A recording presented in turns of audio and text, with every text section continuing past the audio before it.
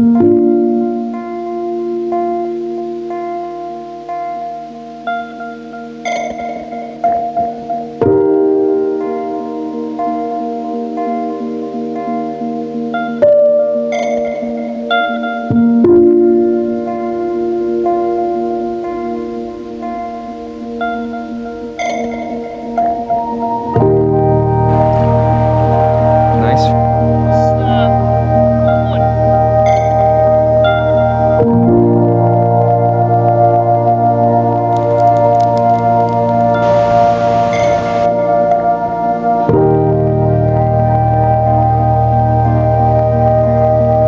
times, man. Good times. That's awesome.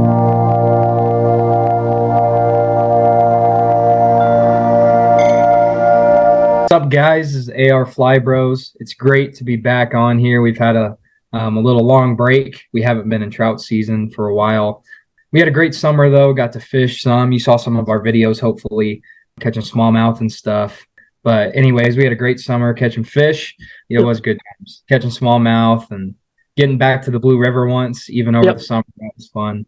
Starting a brand new series, a podcast series, as we lead up to the start of the Blue River opening for trout season and just better fly fishing time in Oklahoma. Much better time. I love the cold weather feeling Yes. of fly fishing here. So Yes, November 1st. We're just here 2 months from the start of trout season in Oklahoma. So with that being said, we're going to start a new podcast series. We're kind of still planning things out, but we're looking at about 6 or 7 episodes of different topics that we're going to talk about. They won't be long videos, but we just want to share our insight about fly fishing, why it's the best fishing, how we got into it. We might have a Q&A with a person who taught us a lot about fly fishing. Eventually, we'll get to our Blue River preview for the upcoming season, just things like that, things that can help people out who maybe don't know fly fishing much, and just share the info and things that we've learned. No, I agree. That's basically what this podcast is going to be about. The depth of our fly fishing tips isn't going to be crazy since we're still new to fly fishing in a sort of way. But it'll be like what we wish we knew 2 years ago whenever we were going to the Blue a lot, trying to catch more fish, and we just weren't. So, I agree. Yeah, that brings us to our very first podcast. The first episode of this podcast series that we'll be doing is our fly fishing inspiration. The reason why I fly fish is for my grandpa. He taught me how to fly fish about 5-6 years ago. I still remember going to the pond back in our hometown, and he taught me how to fly fish on his bamboo fly rod and automatic fly reel, something that he had for years. That rod and reel was probably about 50 years old at the time. So it was a really cool experience for me. I grew up my whole life fishing with my grandpa, and he had always told me stories about fly fishing in California and catching big trout in these crazy, awesome rivers, catching native trout, going camping with the family and things like that. And it just sounded like an incredible experience that, I wanted to learn about. So you're speaking of camping trips with family. Did you ever take any? We did once, yes. Back in 2017, I believe it was. Like when I was just first started learning fly fishing. That was one of the main reasons why I learned, is because we took a family trip to California, where my family for years has always gone and camped. Had family reunions, things like that when my mom was young and all throughout my grandpa's life. So it was really cool. We had a big family get together there, and we got to fish, caught a ton of trout. That was an awesome experience.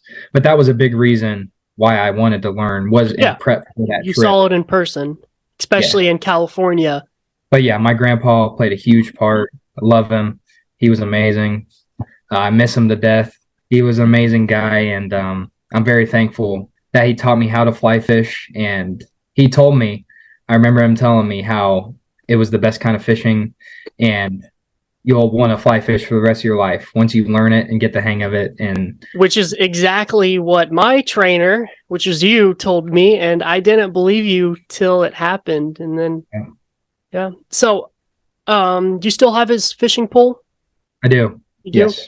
You Yep. ever use it? I haven't used it. I really want to get it framed, honestly, in my Oh room, yeah. which is Oh really yeah. cool. Because the reel's pretty old. It's kind of hard to use. It's really cool to see the bamboo fly rod. I also have it was my grandpa's. It was my great grandma's. I have my great grandma's fly rod and reel as well, which is probably 70 years old as well. Yeah. Yep. Cool relic, pretty awesome bamboo fly rod. So your Pretty great cool. grandma? Yeah, it would have been my great Okay. grandma's. Okay. So the fishing generation passes through your family Yes, members, not just you.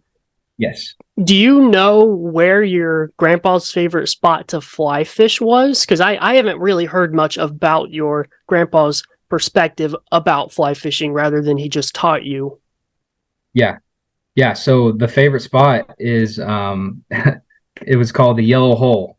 And that's kind of what it was my family's name for the spot. Uh-huh. Uh in Mammoth, California, up in the high Sierras. It was awesome 6 years ago.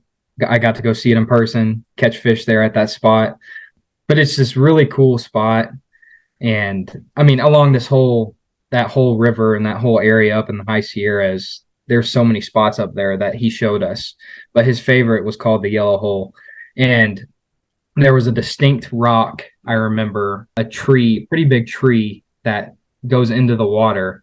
And there was this little pool that flows right underneath where the rock and the tree, like the tree is overlapping on the Yeah. rock. And there's just a little pool right there, and you would throw right there, right next to the rock and the tree, and almost And all you that's could catch. that's what makes fly fishing fun. You can read the water like that, like the rock and the tree, and just have fun with it only a few feet out from you. Yeah. Like I just love the techniques that are used whenever it comes to fly fishing, especially whenever it comes to casting and how you approach your fly onto that water. So Yeah. your grandpa's from California, right? Yes. Okay. So he grew up there. He fished a lot, I'm Yeah. guessing. Yep. Grew up there. Like I said, this was a whole. I mean, this goes back to when my grandpa. Like this is family generations of my Yeah. family to the high Sierras Yep. for like every summer. My grandpa grew Mhm. up going there as a kid. My mom grew up going there as a kid, and so it's a really cool thing. That's awesome. Yeah. Did he ever have a perspective on Oklahoma fly fishing? So yeah, one thing he never fly fished a ton in Oklahoma. We did a little bit, like when I was learning and stuff, but as he got in his older age, it was a lot harder for him, especially in Oklahoma. There's not really, besides the Blue and the Illinois River, like, and those are hard places to get to with Yep. accessible water, especially in your older age, so that was kind of difficult for him. Yeah. So we normally just we went lake fishing and stuff like that, which we still fly fished on the lake at times, but Oklahoma lakes kind of hard to catch a ton. Honestly, I know like Oklahoma lakes and fly fishing. Oklahoma is like completely different place to fly fish than the rest of the world, and you have to learn it in completely new ways than they would use in California or places up north. It's a wild place. So even I think there's a lot of trout fly fishermen in Oklahoma who don't realize that you can fly fish for other Oklahoma species. Yeah, that's true. It's very interesting point of view, especially whenever there's guides now at Texoma who are striper fly fishing. Yeah. People may have not even thought of that 20 years ago in Oklahoma. Rather, now it's picking up, and the fly fishing population, I don't know if this is true, but I'm pretty confident that it is drastically growing in Oklahoma. Like it's spreading. Yep. And I think a big thing that's helped with that is places like JD Adams. Yes. Who opening up in Oklahoma City, where do you fly fish in Oklahoma City? Yep. But they open up a shop, they have gear, they have stuff to tie flies, and tons of guys with experience who fly fish all over the world and all over Oklahoma, and they share their knowledge. How much have we learned from JD Adams? Yeah, so. I've learned an insane amount from JD Adams. Because you go into the store to buy stuff and you're there for 3 hours talking to Steve or Tom about fly fishing. So it's pretty cool. Like we need fly fishing communities like that, and it sucks because Oklahoma City is a terrible place to find a fly fishing community like that. But what JD has done by planning their place in Edmond is they have fly fishing organizations all over Oklahoma City to attract new people. They have it at car dealerships. Next week or a few weeks from now is at a bar downtown, and that's the Fly Festival. So JD tries to host stuff once a month throughout the whole entire year to not only target audiences of like who already fly fish, but try to spread the word of fly fishing around Oklahoma City, which is a place that needs it most definitely. And I know I've seen them advertise like fly tying classes, like spooling your reel, tying knots, stuff like that. So they're teaching people. Yeah. I really like that. I like what they're doing. I don't really know if there's many other places that do that in the whole entire state of Oklahoma, because even around the Blue River, you don't have places that organized and that targeting as JD Adams. Illinois River, there might be some fly shops, but I don't know how big of a deal they are in actively getting to the community. Right. Yeah, no, I agree with that. My inspiration, Adam taught me to fly fish, at least what he knew at the moment. Fly fishing's tough, and no matter what you're taught in fly fishing, you're going to have to learn on your own every single time you go fly fishing, because they can only tell you the basics. They can't get you a master at it right away. So Adam started me into fly fishing. He got me into it after convincing me for probably a year and a half. Yep. I started fly fishing, and I got addicted. I've done research on it, just everything like that. Tried to get involved with JD Adams, Scotty's at the Blue River, all those places. Adam is the sole reason why I got into it. And since I got into it, I've been trying to grow the best I can, since him and I are both still rookies. We're still learning a lot, but our improvement has been crazy in the last year. Yes, it has. And that comes with dedication to the sport, financially and mentally. There's definitely been a lot of financial dedication to it, but I honestly think the mental dedication to it has been more than that. I think the mental dedication to it has changed our strategies, our perspectives, the way we do things. There's a lot of aspects that go into fly fishing. Yep. It's more than just throwing a fly out there on the water and hoping you get a bite. Yep. That's how we started, and that's when we could catch anything. So I'm ready for the coming up season.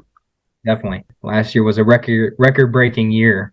The last few trips you had last year were insane compared to the rest of the year.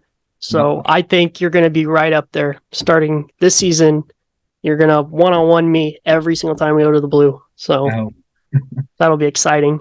So this was the start of our podcast. We went over our inspirations for why we fish. Adam talked about his grandpa a lot. I talked about Adam, which directly connects to his grandpa. If you want to get into fly fishing, connect yourself with the fly fishing community in Oklahoma. There's not a wide base of fly fishermen that you can just go down the street and find one. So find a way to get involved. You will love the fly fishing community of Oklahoma. They are great, great people.